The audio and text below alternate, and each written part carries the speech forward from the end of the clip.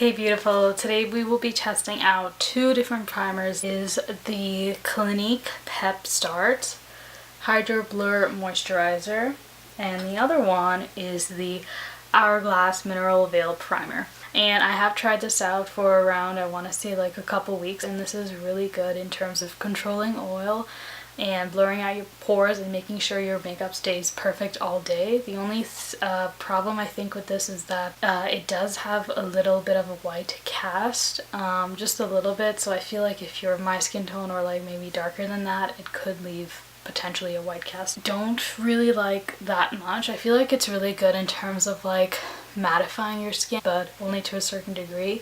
I find that even after 3 hours of wearing this product, my face tends to get really oily and I need to use powders, I need to use blotting papers in order to keep my face matte. I'm going to be putting them on my face and like giving you a rundown of how it feels with foundation on, and then I'll check back towards the end of the day to tell you how everything actually stayed on in place. Using the Makeup Forever HD foundation, and I'm in the shade R430. We'll be applying both sides with a brush just because I find that this foundation applies better with a brush. So it's supposed to give you a natural finish, and I do find that if I do not wear a primer, this foundation will get really oily.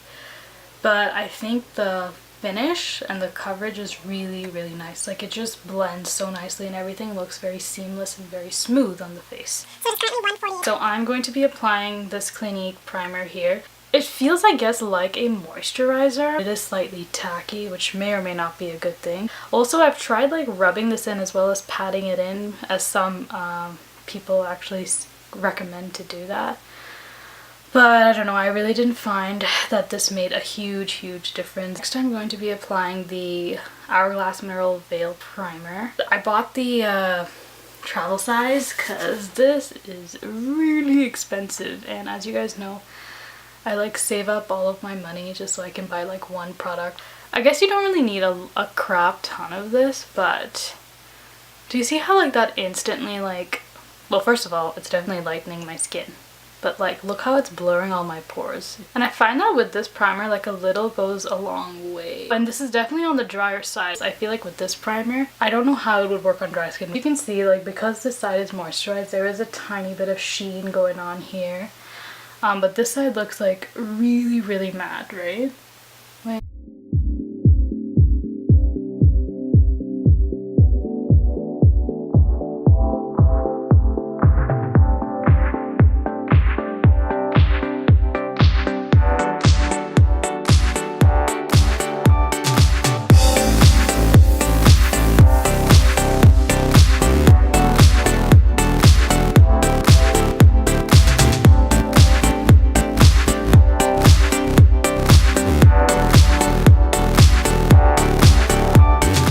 okay, so I finished blending this out, and this is what it looks like as of right now.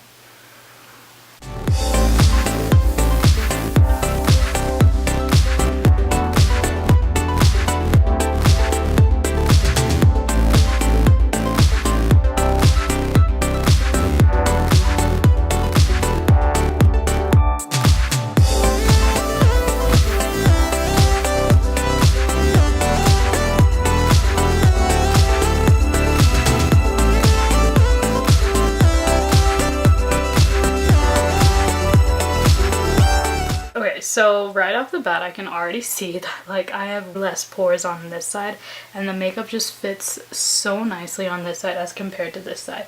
And it's not because I have like little marks and specks here, like this isn't it. I'm talking about like this area right here. It's just that I'm way more matte already just by looking at it, and like I do have a little bit of sheen over here. And I like how the makeup like sits on this side of the face much better. The thing is that I've already tested these out, but I just wanted you guys to see it if anybody's curious as to know how these two primers actually compete with each other. So this is my face. This is the Hourglass again. And this is the Clinique Pepstart Hydroblur Moisturizer / Primer. Well, I am back. It is now 8:26. This is what my face looks like.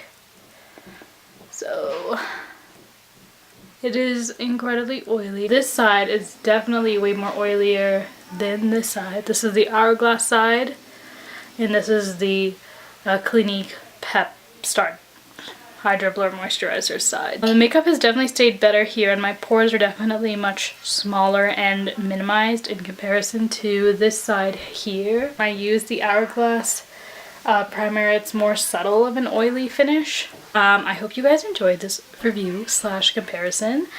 Please take a rose at the corner of the screen if you'd like to see more of my face.